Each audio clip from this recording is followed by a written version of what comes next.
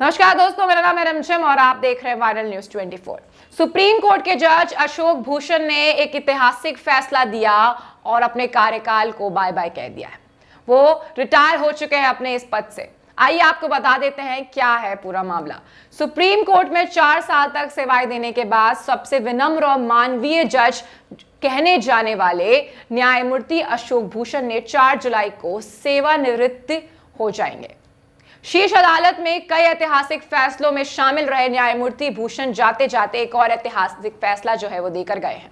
बुधवार को उन्होंने कोविड-19 के कारण मरने वाले लोगों के लिए उनके परिजनों को मुआवजा देने का आदेश दिया है और सरकार का यह आग्रह खारिज कर दिया है कि आर्थिक तंगी के कारण मुआवजा दिया जाना संभव नहीं है।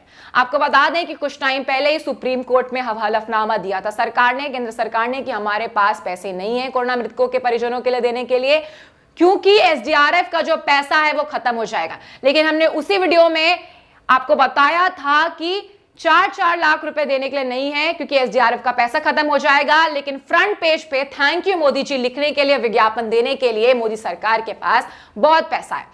यूपी के जौनपुर निवासी न्यायमूर्ति भूषण ने सदी के सबसे जटिल अयोध्या भूमि विवाद में सक्रिय भूमिका भी निभाई और वकीलों से तीखे सवाल पूछे।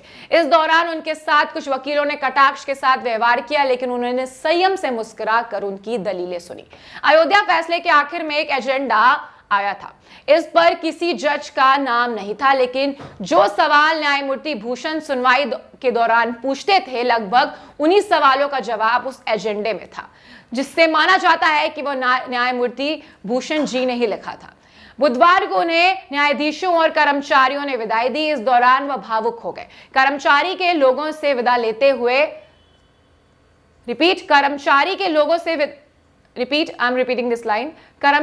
लोगों से विदा लेते समय वो भावुक हो गए और उन्हें गले लगा लिया।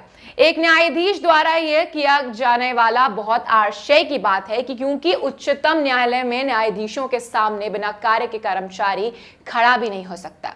न्यायमूर्ति भूषण ने पिछले वर्ष कोविड-19 से परेशान प्रवासी कामगारों का मामला स्वतः संज्ञान में लिया था और उन्हें बिना टिकट घर भेजने का आदेश तक दिया था। मंगलवार को एक फैसले में उन्होंने सरकार को आदेश दिया कि देश में एक राशन कार्ड, एक देश एक योजना 31 जुलाई तक लागू की जाए ताकि प्रवासी मजदूर देश में कहीं भी राशन ले सके। तो ये थे कुछ ऐतिहासिक फैसले जो जस्टिस अशोक भूषण यानी कि न्यायमूर्ति अशोक भूषण जी ने लिए थे। और हम आपको बता दें कि अशोक भूषण जी बहुत संयम से काम करते थे, अपना बहुत मुस्कुराकर सबको रिप्लाई देते थे।